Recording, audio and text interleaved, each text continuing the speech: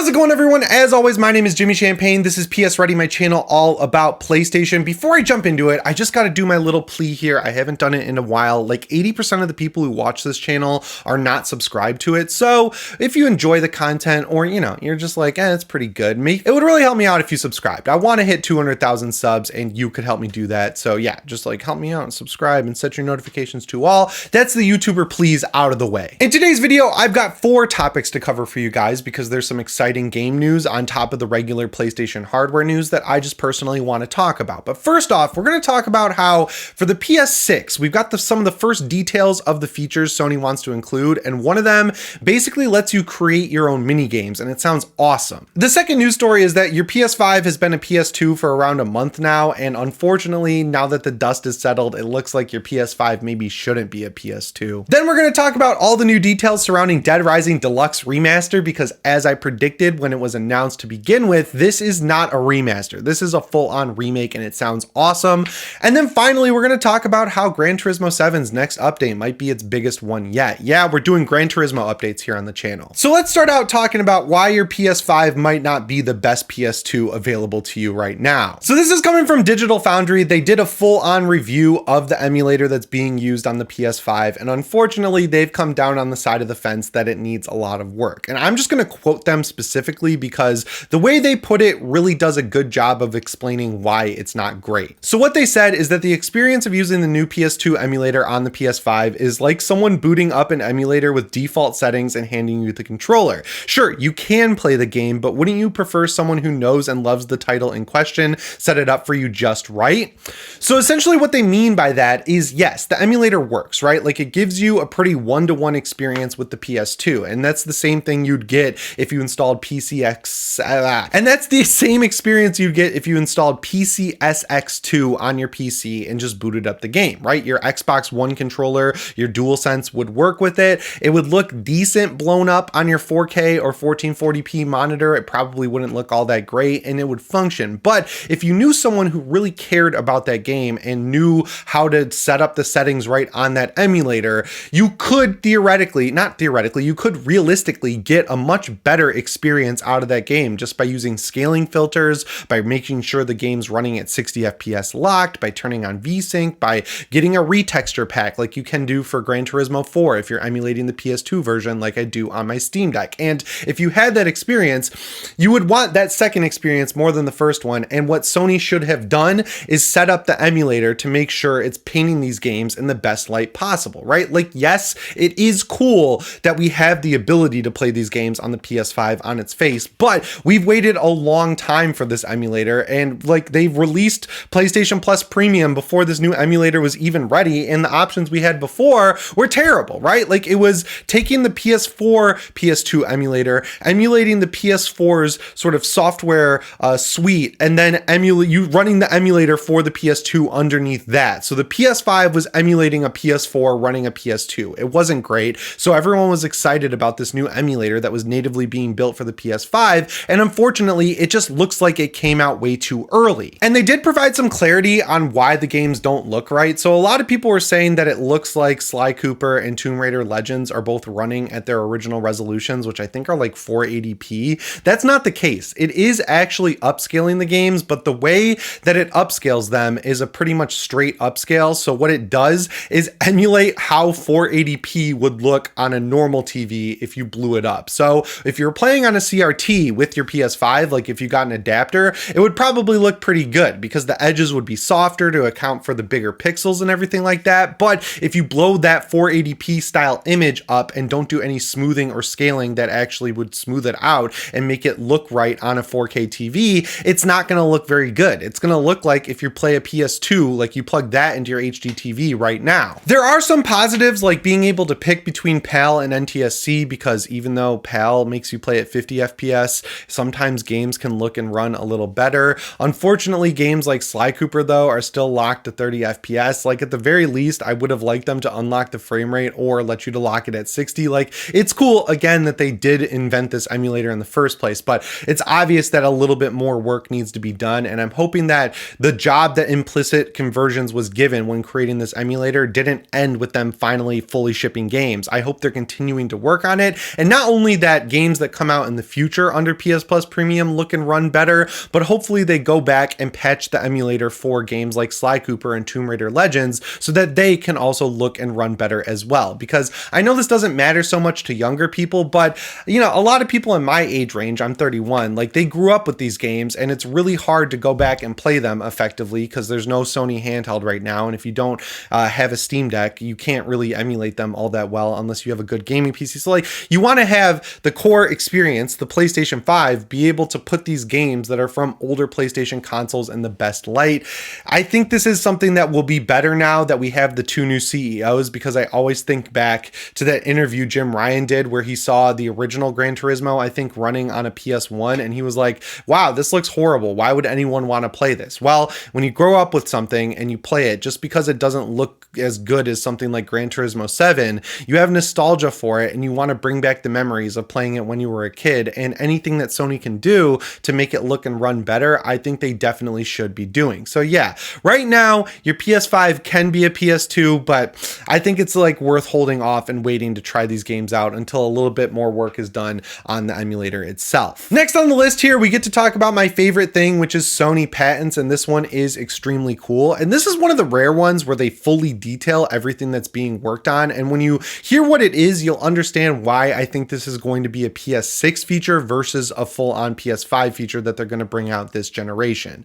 So essentially what Sony wants to do is advance the whole gameplay clip recording scenario that they have on the console. So they're going to bring that forward to the PlayStation 6 in this theoretical reality. But what you're going to be able to do is not only create a 15-second clip of like an Elden Ring boss that you're fighting or something like that, it's actually going to pull a bunch of metadata along with your clip, and it's going to be able to create a one-time use save that then someone you send it to can open up, and it'll bring them to that boss fight with all of your gear, your fully leveled character, everything that you have in the game. They will then be able to just pick up the game and play it exactly from where you are. So what they describe this as is a cool thing for streamers. Like if someone's streaming Elden Ring and they say, hey, I want to beat this new boss in 30 seconds or less, you should try to do it too. Instead of making the people boot up the game, get to that point of the game, and then time themselves playing that part, you would then be able to just share this clip out in a link in your Twitch chat or your YouTube live chat. They'd be able to click the link and then their PS5 would open that game to that specific point with the exact same character. And if the metadata is read correctly, it'll even be able to put the timer up on the screen so you can create the challenge. And you know, that's cool for streamers, but I could see this being fun with friend groups on Discord or something like that. Like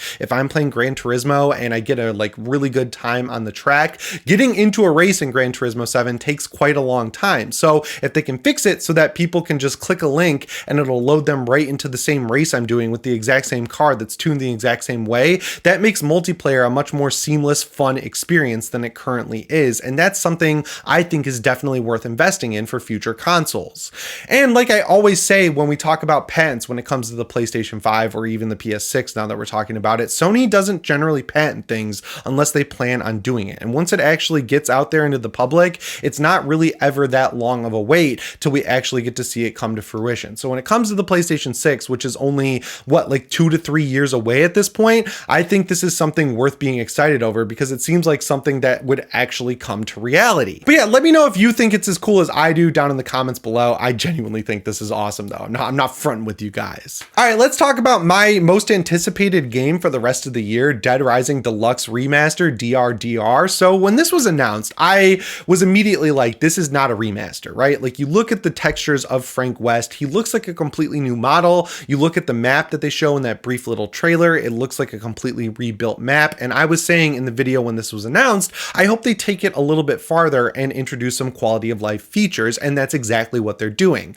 Before that, we have to talk about the release date. This one is coming out just in time for Halloween. I'm so excited about that. They're going to release it on September 19th digitally. It's going to be a cheaper game. I'm pretty sure $49.99, which seems totally fair for a full-on remake of this game. But if you're someone like me who wants to buy games physically, you'll be able to buy it again in November physically. And the reason I'm saying buy it again is there's no way I'm waiting till November to play this. This is going to be the game I play around Halloween because I love zombies. My favorite subgenre of horror movies is zombies, and zombies are finally coming back, right? Like we've got all these awesome Walking Dead spin-off shows like The Ones That Live. We've got 28 Years Later finally happening from the original creative team, which is awesome. Now we've got Dead Rising coming back. I mean, it's awesome that zombies, you know, they went away for a little bit. I'm just glad they're coming back. I completely understand why people are getting sick of them, but like, you know, I love zombies. But over on the PlayStation blog, they did detail all of the new improvements that are coming to the game. They say they're going to give you the ability to move while aiming. So later on in the game, you can get guns. They're kind of like not the best way to fight zombies in this game because ammo is super limited and weapons break in it. So like, yeah, it sucks using them a lot of the time, but a big pain point in the original game is that it's a lot like Resident Evil 4's original game where when you're aiming, you can't move. I kind of liked that back in the day because it makes the game scarier because the zombies can move while you're shooting at them. So if they're getting closer to you, and especially in Dead Rising when there's a huge mob of zombies, it makes it a little bit scarier. But if you want new people to adopt this game and then hopefully get excited for a full-on new Dead Rising game, I think you got to modernize it in some ways, and giving people the ability to aim and move, I think is a good way to modernize it. They're improving the controls and the UI. Again, the controls are terrible. It's third person, but like there's always a little bit of a delay on Frank's movement when you're actually doing something. And when you're in a big horde of zombies, when you're playing the original game, there are so many times when you die because it's not your fault. Like it's the controls wrestling with you. So I'm glad about that. And they actually showed screenshots of the new UI. It's not really new. It's just better, right? Like it looks like you're playing Resident Evil when he's aiming down sights with a gun, which I think is great. And the new PP bar and your health bar in the corner both look massively improved. Hopefully the map is improved as well because that's a little cumbersome in the game. And when you're trying to do things on a certain time limit, having a good map is important. They're also adding photo filters, and the way they say it is beautify your photos with filters. So like, yeah, the whole mechanic in this game is you get XP for taking pictures of zombies, and Frank is a photojournalist. He's trying to be a photojournalist for the whole zombie outbreak. So I'm glad they're improving that. The one thing that I think is going to be controversial is autosave. If you didn't know, the way you save in the original Dead Rising is going into a bathroom in the mall and like going into a stall, and that's the only way to save. And that can create some situations where you get set back 20 to 30 minutes, sometimes even an hour if you're not diligent about saving. So autosave is a good improvement in my opinion, but I could understand why people would be upset about it. So hopefully they have like a pure mode where it plays just like the original game, or they have an autosave mode for people who just don't want to deal with it like me. And they are very clear that they're still like supporting manual saves, so you'll still be able to go to the bathroom to save, which is awesome. And then the coolest little last thing that they talk about is that NPCs are going to be voiced. I forgot this was a thing, so I looked it up, and yeah, like Frank West is voiced, but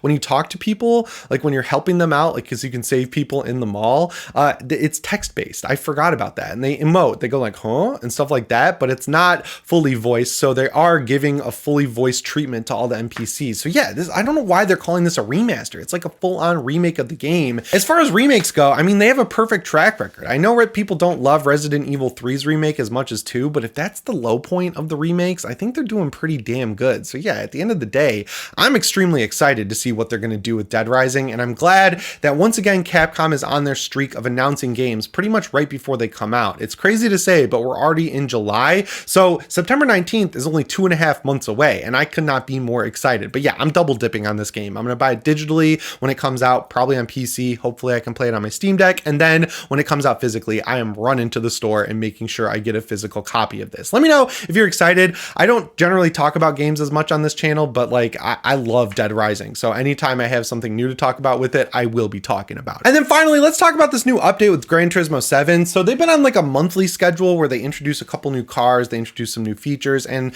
it seems like just going back because, as I've mentioned, I didn't get into this game until very recently. People have been pleasantly surprised with all the updates, and where Gran Turismo 7 is at right now is, you know, like largely agreed upon that it's where it should have been at launch, which is good because that's when I'm playing it, but I understand why that's frustrating for people who have been playing it since launch. But people are waiting for a big update because they haven't done one in a while, but they're not just doing it the normal way, which is introducing it through a PlayStation blog post and saying it'll be out at the end of the week. This time around, they're doing it live at the Gran Turismo World Championship, which is a real event. So people are kind of speculating that it could be a much bigger update than what we're used to with the game. And I don't know what it could entail. Hopefully it entails some new features or something, or you can drive around some of the Scapes landscapes, because I think those look way cooler than a lot of the racing tracks, and that would be a cool way to bridge the gap between Gran Turismo 7 and Forza Horizon 5. But if you are a seasoned Gran Turismo player, let me know what you think could come along in this update down in the comments, because I genuinely want to know. Anyway, guys, that's all I've got for you in this weekend update here on PS Ready. As always, my name is Jimmy Champagne. I'll see you in the next one. Thanks for watching, and shape on.